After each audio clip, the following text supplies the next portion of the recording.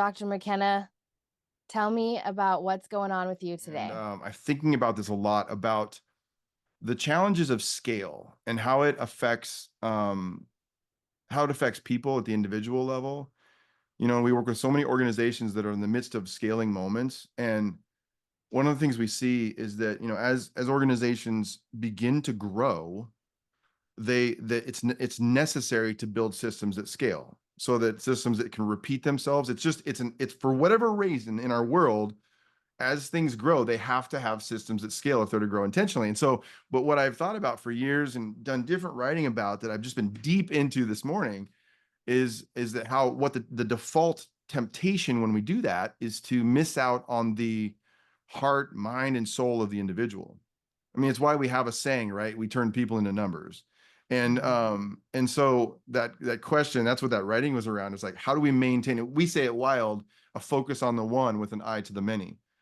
And we have to be intentional about that, because otherwise we will default at scale. We will default to the system, right? And to making sure Yeah. that everything repeats. And then we lose sight of the individual when we know that one of the most powerful things is what's often called line of sight, that connection between the heart, mind, the spirit, the trust, the growth of a person within the context of a larger system. And so, and both are necessary. And what I see in culture so often is we're defaulting to one or the other. And I don't mean to make this into a big professorial moment. You spend 25 years being a professor and you can't help it, but that's where my brain was this morning. Yeah, I love that. And I think that our guest today will have something to say about line of sight. So I'm excited to get into this wild conversation. So let's get it going. Welcome to the Wild Conversation, where human being and human doing converge, reshaping the world of leadership, culture, and performance. Today, we get to have a wild conversation with Erik Antons. Erik is the Chief Security Officer of PPG Industries, where he leads the physical security risk and crisis management programs for the $18.2 billion enterprise of 52,000 plus employees and in 70 plus countries. No pressure, no need for line of sight there, right? Previously, he was the CSO, Chief Security Officer of Whirlpool Corporation and VP and Chief Security Officer at Hyatt Hotels Corporation. A veteran infantryman of the Army National Guard, Antons began his career as a special agent with the Diplomatic Security Service, U.S. Department of State. He was named one of the most influential people in security in 2022. He is a husband and a man of service. Erik, thank you for being with us today. Come Well, on. it's my honor, Sabbath. We are excited for this conversation, and we're going to start. We didn't prep you for this, Erik, but we're going to play a quick round of wild cards, and each card has a separate question on it that's developmentally focused. What we love about these cards that we use with teams all across the nation is it's an opportunity to get to know each other. So I picked 10 here. I'm going to go with number 4 today. What is a character virtue? What character virtue in you is a strength, but if overdone, becomes problematic for you? What is that? I'm going to say empathy. I can at times be strong in the area of empathy, and at the same time, it sometimes enables the person that I'm giving all that empathy to step up, a learning moment for them to grow, either in character or courage. All right, Erik, pick a number between 1 and 10. Oh, gee, how about number 3? Number 3, what is the bigger purpose behind every meeting on your schedule today? Arriving at more signal and less noise. How's that? Getting to the efficiency factor of the meeting, getting to the main point, just given competing interests and competing things on the calendar throughout the day. That has probably been the priority element within my meetings today. What could change if you understood your unique strengths, skills, and competencies? I would lean in. That's the simple answer. I would lean in. Yeah. Yeah, this was a kind of heavy set of questions today. Thank you for going there. Yeah. Yeah. It's good. Thank you, Sab. Erik, wow, this is yeah. I don't know why we don't always have that level of, there was a weight in there, I think, for each of us. And I hope folks that are listening are like, yeah, there might be for you too. And it's okay Yeah. to lean into those questions and say, like, there's things that are important to be attentive to in that. So, Erik, thank you so much for being with us today. You and I got to know each other recently, and I'm grateful for a mutual friend of ours who introduced us, and lots of mutual friends that we have. And so this is just a ton of fun. And Sabbath and I were excited to have this conversation. I wondered if, just for starters, I know this is a big question. I kind of want to narrow in on one area so that people could understand a little bit of your developmental journey as now being a leader in the security industry. But I know part of the journey also is you kind of coming to that from surprising places as well. And so I just wondered if you give us a little bit of backstory on how did Erik Antons get to where he is today? It has been a very unplanned journey. I'll say that. It's funny because ironically, I'm listening to a podcast, the autobiography of J.D. Rockefeller. I don't know if you've ever wandered into that Uh-huh. one. Mm-hmm. And he called it Random Reminiscences of an Unplanned of Man and Events. Hmm. So I Mm. thought that was kind of interesting. And I thought, if I were to write my own autobiography right now, it would be something like Random Reminiscences from an Unplanned Life. I, Huh. I I couldn't have probably planned it had I tried. Um, but real quickly, grew up in Southeast Ohio, in the foothills of Appalachia, very much a middle class background, Hmm. undergrad, Ohio University. Thought I wanted to get into sales. My dad was in sales, he was very good at it. I remember how he had a gift of he had the gift of gab. I mean, he was very good on the phone. I remember listening to him making sales calls. I thought, I love how he could influence people in sales. And everybody loved him. Hmm. And I thought I wanted to get into sales, but they didn't offer a degree in sales at the undergraduate level. So the next closest thing I found was public relations. I was a pretty Uh, good writer. I've generally found that people who write well tend to speak pretty well. They know the power of telling a story, the impact it can have. So that was my undergraduate degree. And then, of course, I did the next logical thing.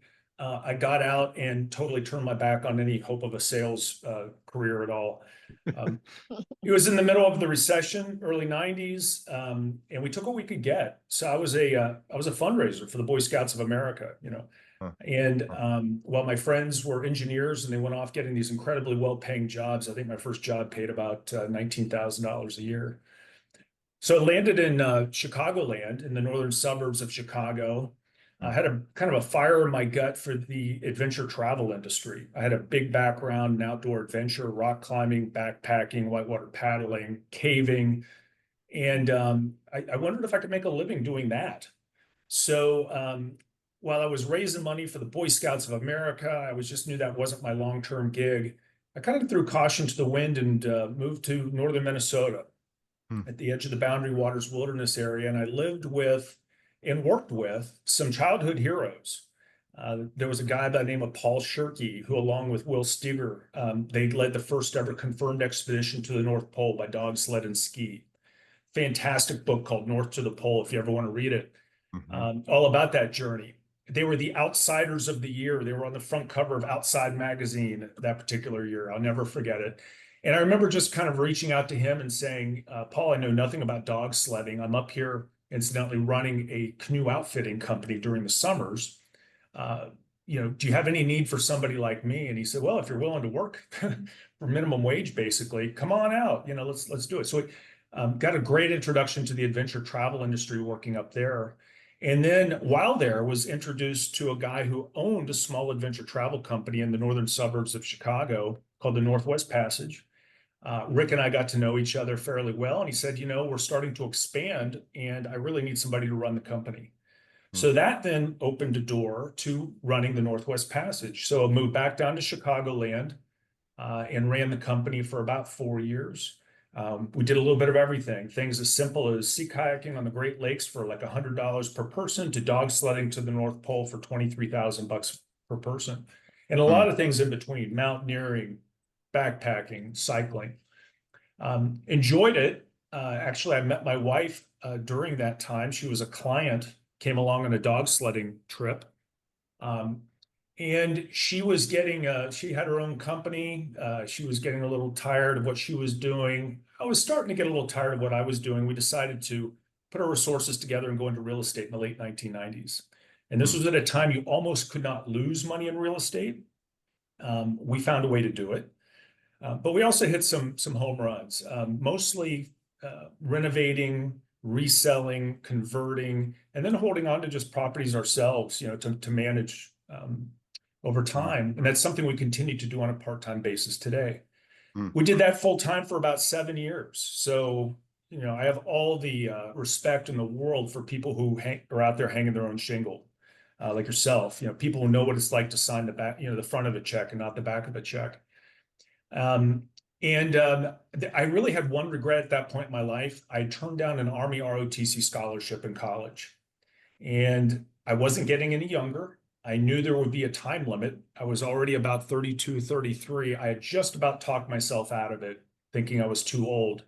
And then 9/11 occurred. And it was just the clearest decision in my life. I had just finished up a condo conversion project. I was facing a summer without a project lined up. I thought this is the time to do it. So I actually enlisted in the Army National Guard as an infantryman at the ripe old age of 32, I think. Spent probably the most surreal summer of my life at Fort Benning, Georgia, the summer of 2002. And then came back and drilled with the Army National Guard. And at that time, the federal government was also expanding a lot. And the Diplomatic Security Service within the U.S. Department of State had a hiring announcement. And I read the position description. It looked very exciting. And I thought, well, why not? This might be a great opportunity to give back to the system that's been so good to me. So I applied, and I would say within about 3 months of application, that sounds like a long time, but in federal terms, that's like, you know, very quick. They gave me a call and said, yeah, come on in for an interview. One thing led to another, and I got an offer. And I started with state in January of 2004 as a special agent, and spent about 10 years training, working overseas, working in some very, very critical threat environments, places like Afghanistan, Iraq, Pakistan, Yemen, Somalia, Chad, Israel, the West Bank, Cameroon, Kenya, Liberia, but also some nice, fairly stable places. Like my wife and I spent 2 years living and working in Panama. And then the payoff for working in Afghanistan was my final assignment, which was Buenos Aires, Argentina. So I always told myself if I ever started to take that for granted, it was probably time to move on. And what I kind of realized too was that I would probably never reach my full potential working for the federal government. So I decided to leave when I saw a position with a company called Sempra Energy in the corporate security department in San Diego. So we moved to San Diego. It was a great introduction to corporate security. And then after about 3 years, I started to get the itch to run my own shop. And that opportunity did not avail itself within Sempra, but it did come up with Hyatt Hotels. So we moved back to Chicagoland in 2018, where I ran the global security department at Hyatt Hotels, which was incredible. Things were going great until the pandemic came to town. If you recall, the first industries to flatline in the face of COVID were cruise lines, airlines, and hotels. So the company decided basically to lay off, about half of its corporate leadership. And unfortunately, they folded their entire corporate security department. Thankfully, I had already seen a position open up with Whirlpool, doing basically the same thing. So I landed as the head of global security with Whirlpool in October of 2020. We had 2 fantastic years during COVID. So I went from one industry that was basically being destroyed by the pandemic to another one which was practically exploiting it. People weren't traveling. You know, they were burning through their appliances. And we had 2 fantastic years around around COVID. And then it was the exact opposite. We couldn't manage our inventory. We went from not having any product to our warehouses were overflowing. And the company decided just this year to reorganize and be more regionally driven, be less globally driven. So they eliminated all global positions. And mine was one of them. Huh. So it was May of just this year, I was laid off again. And thankfully, before then, similar story, a recruiting announcement was out for head of global security for PPG Industries. I looked into it. That led to PPG, and that's where I sit today. I started in September of this year, and that brings us up to today. Wow. I know so many people that will relate to your story. And I love what you described also, because a lot of our listeners will relate directly to your comment about signing the front of a check instead of the back of a check alone. So I know many of the small to mid cap business owners were like, yep, I know what that's like. And appreciate that Erik understands that. I have so many places I want to go, Erik, and I know Sabbath's brain's probably ticking along as well. One of the things I read about you that I kind of, this is sort of maybe a little trail off the main trail, and we'll come back to the main trail, that I read about you when you went to Whirlpool that I was kind of fascinated by. And I kind of wanted to understand your experience of this, is that when you went there, that was deep COVID, right? So you did 40 virtual interviews. And I was curious about, as an incoming global security leader, why did you do that? And I also would say, like, in that process, what did you discover that was important going forward? Why did I do it? Mainly because nobody was in the office and I couldn't meet them face to face, to be Yeah. honest. Yeah. But it was a great opportunity. So that's the downside. Nobody's traveling. You can't meet face to face. But at that point too, we got, became very, very good using Zoom and Yeah. Google Meet or whatever it was. So we kind of made up for it there. I had a great supervisor, and he set a lot of these things up, as any good supervisor would for onboarding. And he basically set up calls with everybody from executive assistants all the way up to the CEO. In most cases, it was about 20 to 25 minutes. Mm-hmm. I ripped a page out of a playbook from something I learned when I was working in Afghanistan. When I was in Afghanistan, we traveled a lot. It was so fantastic when a lot of folks talk about their experiences in Iraq or Afghanistan or some other critical threat country. The dirty little secret is it's usually the threat is so high that you usually don't travel. You're usually, like, people within the State Department might be in an embassy compound. They don't get to leave the embassy walls very often. Well, I was posted in the north where it was just dangerous enough to be very challenging from a professional and personal standpoint, but just safe enough to allow us to get out. And we traveled a lot. So we took our protectees out way into the hinterlands.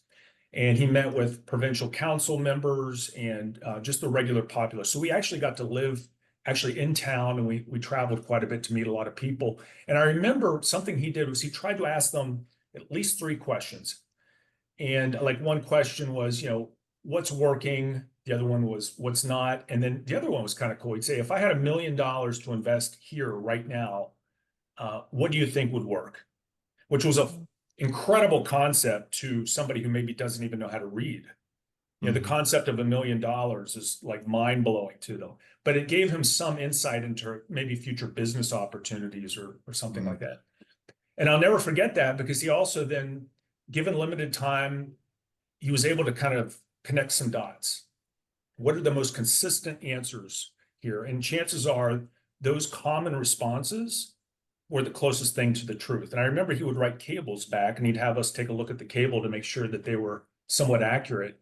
And I thought that was simplistically brilliant, the way he did that. So I always tried to ask 3 questions with every single one of those people. Number one, are there any burning platforms? So when I step into this job, is there anything that must be fixed, like priority 1 above anything else? Number 2, are there any unexploited opportunities for growth?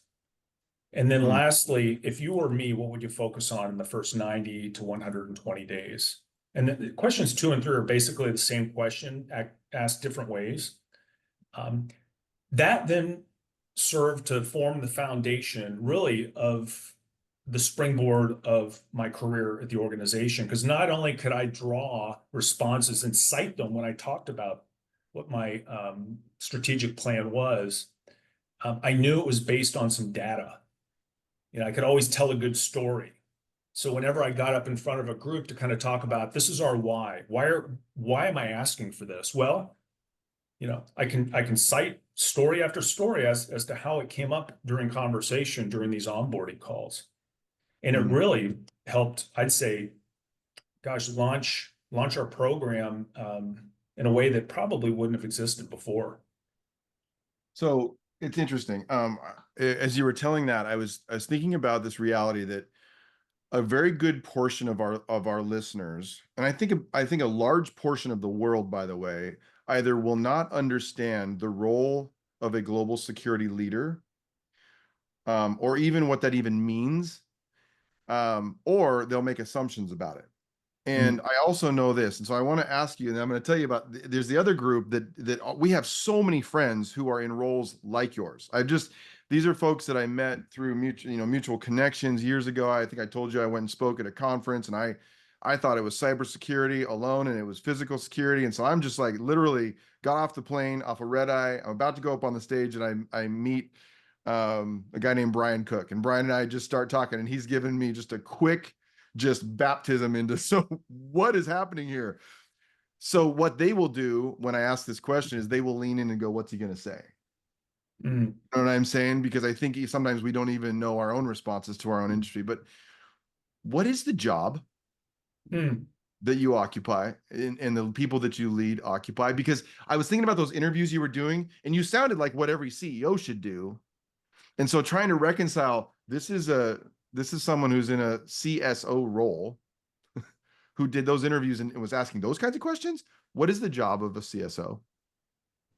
Yeah, so we have Chief Security Officer, which is a position which has been around, gosh, probably in different names for it too. The Senior Security Executive has traditionally been in charge of physical security of assets within an organization.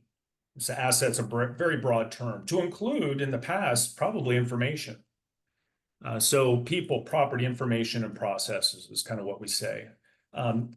Now you're also referring to CISOs, Chief Information Security Officers, which is a more recent term that's probably popped up in the last 10 to 12 years, which is really funny, Rob. When I first got into this industry, you never heard of CISOs. It would be like information security or something like that. For every 10 positions in physical security, you maybe saw one in information security. It's the exact opposite now. Yeah. The CISOs have the attention of the board. They get priority funding. So a little hint to your audience, if you're thinking about getting into security these days, take a good hard look at information security. So anyway, what do we do? It's largely, again, the safeguarding of people, property, information, and processes. More specific, Erik, what are you talking about? Governance is a huge piece of it. So one of the most consistent responses of those 40 onboarding calls was, we need more governance. The department as it exists now really functions pretty well at the tactical level, somewhat at the operational level, but there's like nothing at the strategic level. So we need, and what are you talking about even further, Erik? Well, how about standards, operational procedures, better products to support your programs as opposed to doing things on an ad hoc basis, just more strategic leadership. A lot of things that also come to mind immediately: executive protection, special event security, workplace violence prevention is huge these days. I think going back to probably 2017, 2018, benchmarking surveys that ask what is your number one concern among physical security concern among CEOs and chief security officers, workplace violence continues to top the charts, particularly in North America. Travel security is a big piece. So if someone's ever traveling on behalf of the company, we need to make sure that they at least have a reasonable expectation of what they're getting into from a security perspective. So that's the preparation side and prevention side. Then there's a response element too. What if they do get into something? How do we protect them? A lot of it comes down to just education. security awareness training, but you need to have a response element in that as Mhm. well. We have a piece in information security, intellectual property protection. We get into the hardening of our sites with technical security, the complex systems like access control, CCTV, so cameras, alarms, and then what we would say, like maybe the dumb systems, the barriers, the guns, gates, and guards is what we would typically say in the Right. past. Yeah. But doors, windows, glazing, lighting, signage, key control, the traditional elements there. And it goes on, but those are the big pieces. Sabbath, I know your brain's clicking along. Is there anything that you're I'm just thinking about what must be happening inside of you, Erik, as you manage all of the things that you just said in any given day, and then you throw a human in that scenario. It's incredible what you're carrying and what your industry carries for us. Yeah. We are not even thinking about it like on a day-to-day basis. I'm not even thinking about how many people are protecting me right now. Mm. And I my goodness, Sabbath, I want to hold that because I was thinking the same thing. We're not thinking about it. That list of things that Erik just described, there are professionals. This is what the rest of the world I don't think is fully aware of, Erik, is that there are people whose lives and roles and complete call and purpose is to think about that. Like it's what Gav Schneider would say is the sheepdogs, Mm. and that most of us walk around as sheep, and without the sheepdogs, we don't get to walk around very well. And it was so let me keep this going. And I think it's interesting also that you mentioned how in the world does a CSO get involved in a governance conversation is another that probably we need to talk about that another conversation at another time. But the breadth of that is astounding. I want to let's dig into this for a second because I want to get to the human side. I want to start with Sabbath and I both read something that you had written about Maslow's hierarchy of needs. And you're the second global security leader that we've talked to who's mentioned this about the physiological needs being the foundation of what Maslow talked about it, and then right the next thing is safety and security. Tell us a little bit about that. Like why would you even reference that as why is that important to you that people understand that hierarchy and security being a foundation of it? I think anytime, I regularly talk about what we do and how we do it. We're somewhat esoteric within our organizations. Like I report to the chief operating officer in my current organization. I'm the first person really in this role globally for the organization. And I find that every time I brief the department, my first 2 to 3 slides are just about who we are and what we do, and a little bit about how we do it. And I find that I can't talk about that enough. So anytime I can refer back to something that a lot of people at least have a little bit of knowledge about, it helps.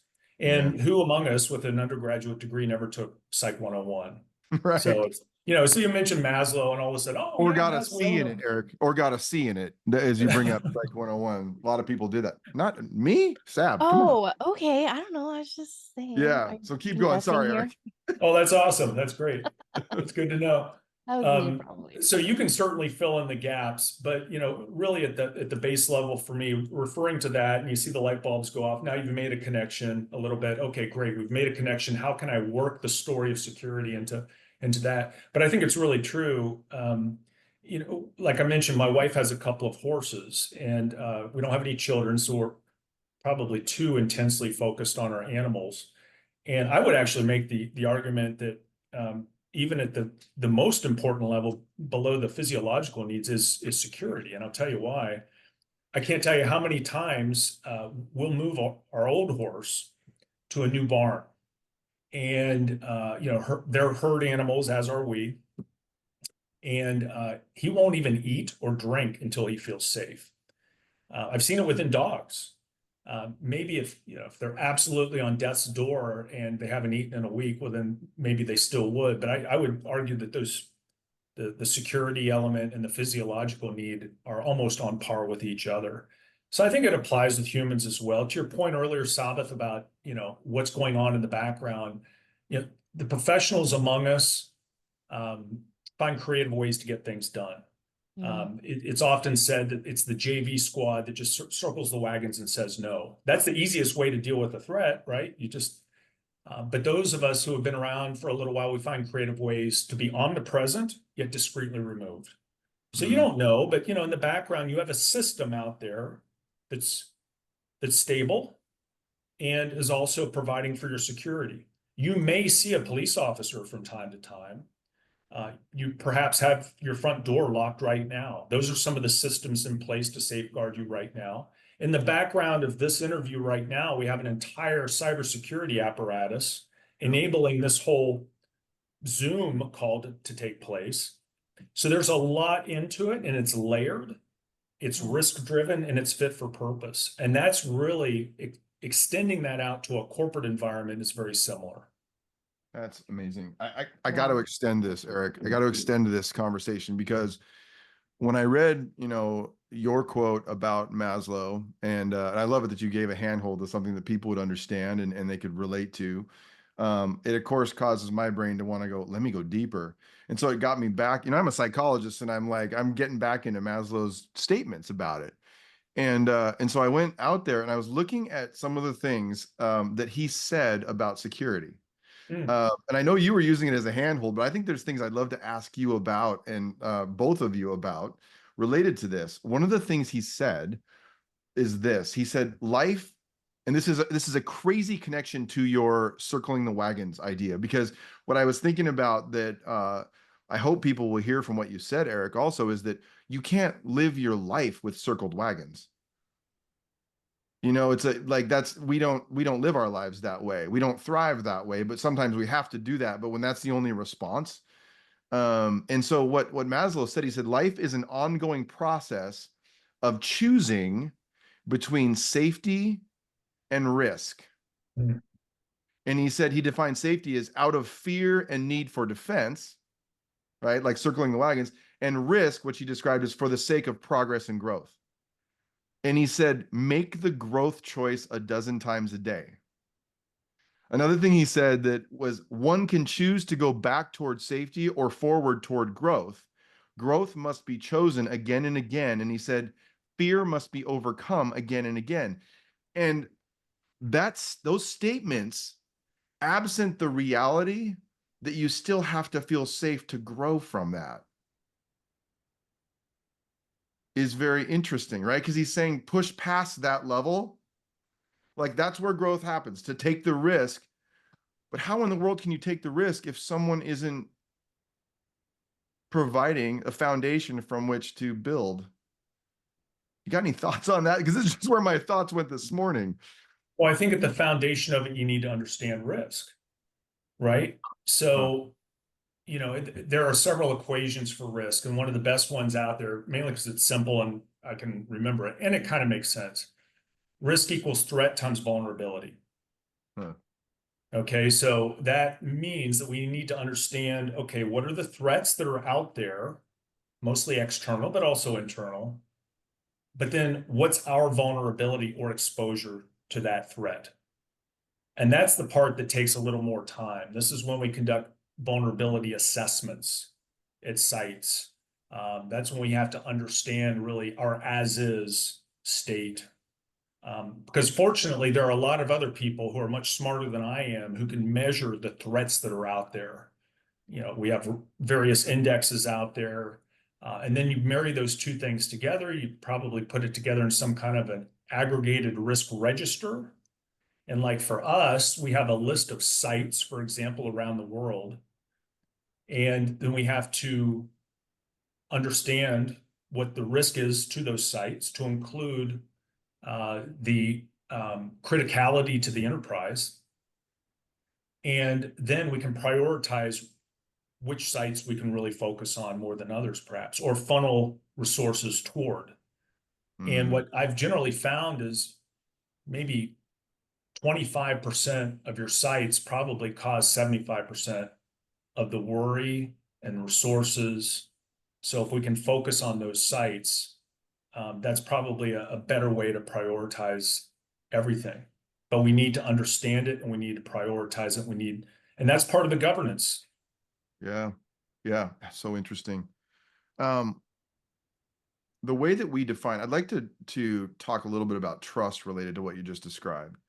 Um, because one of the things that we have found is that, and one of the reasons we've begun to assess trust, and actually to measure trust just more systematically, to actually give people some data to say, where is trust strong in my organization, in the teams and within individuals that we serve or in our organization, is that trust is this bridge between, this is the way we describe it, the bridge between the operational reality, those structural realities, and what's going on inside of a person or inside the assumptions of a team. And we describe it as that bridge because it's interesting, right? I can believe we've talked about trust falls before, and how I can, if we're doing trust falls, you do those team building exercises where you fall back into your team's hands. And if I can believe that you will catch me, but if I trust you, I'll actually fall.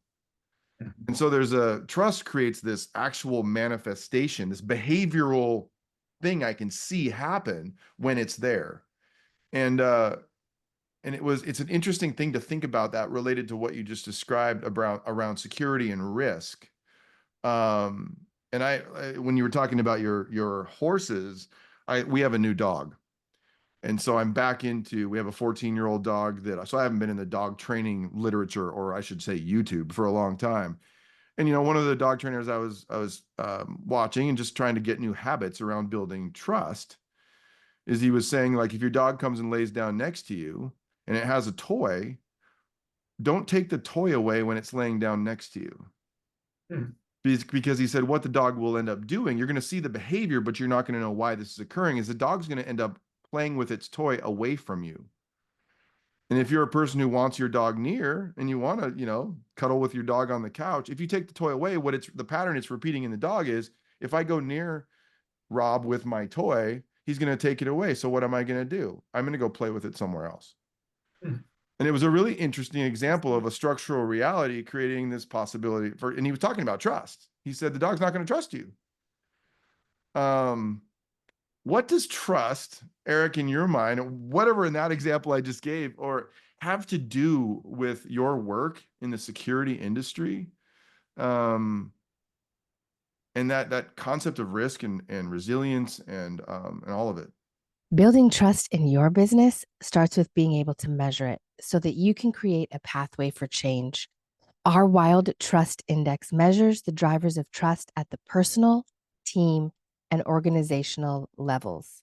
We are building the largest database on the drivers of trust inside of organizations. This survey will inform growth imperatives and the necessary organizational change needed to fuel that growth. For more information, visit wildleaders.org, click on the Wild Trust platform, and get started with the Wild Trust Index today. Well, yeah, we could do an entire session just on resilience. Yeah. It is such a cool topic just to talk about on a theoretical level. I have no doubt that you've read Nick Taleb's book, Anti-Fragile. I mean, that changed my entire thinking about what we do. I strongly encourage anybody who hasn't read it, read Anti-Fragile. It's a thick read, but he does a great job of taking some complex concepts and boiling them down into little vignettes that are hilarious. Fat Tony, if you remember that character in his book. But yeah, I mean, when I think about trust, one thing immediately comes to mind. We have all kinds of benchmarking surveys that come back. What are the 5 most sought after traits in security risk management people among recruiters, among companies? The number one trait that continues to land at number one is integrity and trust. Number one, above business acumen, above security acumen, problem solving skills, interpersonal communication skills. So that's number one, for good reason. I mentioned earlier that we're somewhat esoteric within our organization, so we're given pretty long leashes oftentimes. And there's a lot, the people that tend to hire us are not security people. So if you're a chief security officer, chances are you interview with the members of the executive committee, to include the CEO. These are not security people necessarily. They've risen to their levels within the organizations that they're very bright, they're very good at assessing people, and perhaps they've even been in organizations that have had roles like yours before. So they kind of know what right looks like. But they'll also be the people that say something akin to, given what you do, I hope we don't have to spend much time together. In other words, if we meet on a regular basis, that means that things are going sideways, which is kind of funny. You know, it's always tongue in cheek and everything too. But we're given very long leashes, and some people can exploit that, you know, and some people, I think the successful ones among us find creative ways of discreetly checking in from time to time, just to kind of let everybody know that what they're doing is working, reminding people as to why they're on the payroll, and ideally even being a kind of a business, a positive plus at the end of the day, a net plus for the business. You're a business enabler, because, and that comes down to, in my opinion, really about managing risk.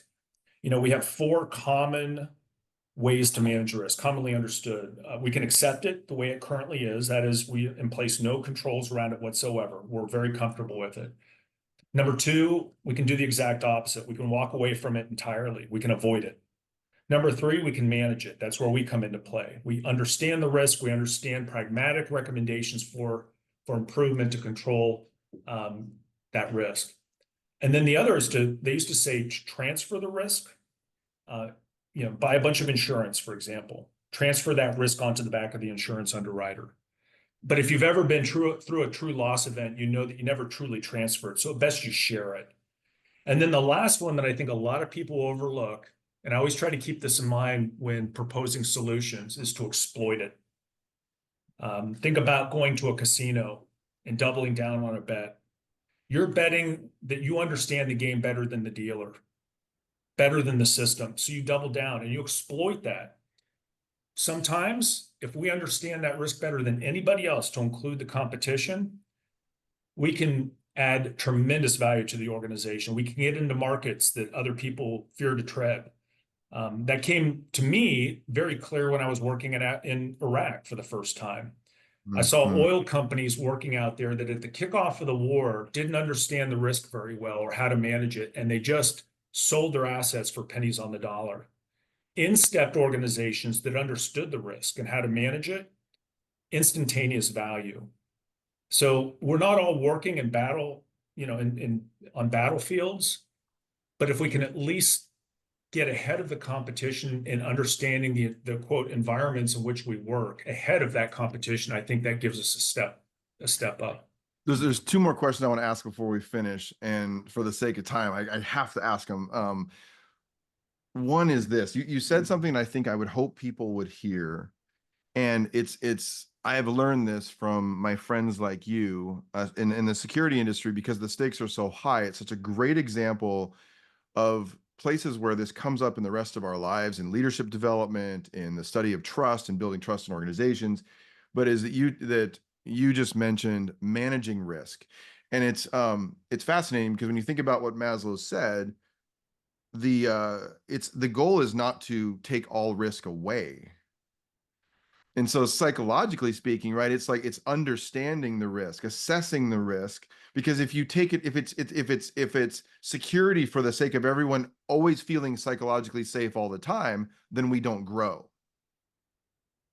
You know, it's like this: we can't expand, we can't uncircle the wagons and actually create a community. Like, we can't do it, which is you have to live in the paradox of those things, right? Of like being secure and safe enough, and that relationship to trust. Like, as you were talking, I'm thinking everything without that secure base, and something that I don't have to assess every day, but I can assume it's there. Then I can trust that I can actually walk into that coffee shop.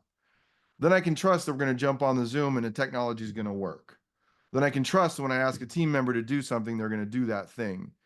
And likewise for me, and that we will continue to assess the possibility that it won't happen. So like, this is what we talk about. We say that trust is not typically like fully broken in moments, but it's questioned every day. We question trust in team members because we mess up. I mess up, and then Sabbath's got a question like, can I trust Rob with that today? You know, and so we work it out, and there's truth in that relationship. But one of the things I wanted to finish with is a question. Is that, and my heart goes here quickly, is that one of the things that has come up, and I know there's a way to say this, is that we talk about the job of security leaders and people who work in security, people who are providing that platform from which trust can be built, but we so rarely talk about the security of those people and what it means to actually develop a whole person, because we're talking about people. Like the people that you lead, Erik, and my heart goes here fast, are like, these are people who are dealing with this level of stress and watching for us all, so that Sabbath and I don't have to think about it every time, and we can actually uncircle the wagons and not even realize we had to circle the wagons. And I wondered if you like were to say something, and maybe it's even a plea. I think of it as a plea from me about making an investment and making sure that we understand these are human beings who are responsible for so much in providing us that platform from which we all get to take the risk and grow. Well, thank you for saying that, and thank you for acknowledging it. I also think we have a real the level of gratification that we get with our jobs is incredible too, that other professions maybe don't ever see. And maybe that's something that we don't express enough. We hear too much about PTSD, not too much, but I mean, we always hear about PTSD, people who, you know, perhaps have trouble managing the stress. I just thank God that I can experience the level of gratification, which is incredibly intense. And I know it's directly related to my job. When people ask, you know, you always get this question, you know, what keeps you up at night, Mr. Chief Security Officer? You know, it's going to give us some great insight. I know they're expecting to hear about, you know, some terrorist plotting, you know, an attack on your building or something. Quite honestly, the biggest thing that I worry about is that somebody reached out for help and I missed it. An email came through, one of 200 emails that day, and somebody truly needed some help, and I somehow lost it. And I'll wake up in the middle of the night sometimes, and I'll run to my inbox and be like, oh my gosh, I flagged that to follow up today because I was traveling. I didn't get a chance to respond to it, and it's time sensitive. That's one of the reasons why I love, one of the parts of my job that I absolutely love, and it gets right from the tactical, or right from the strategic right down into the tactical trenches, is security awareness training, where I can go out, visit a factory, and provide a block of training. You probably love this too about your job. Yeah. Instantaneous feedback.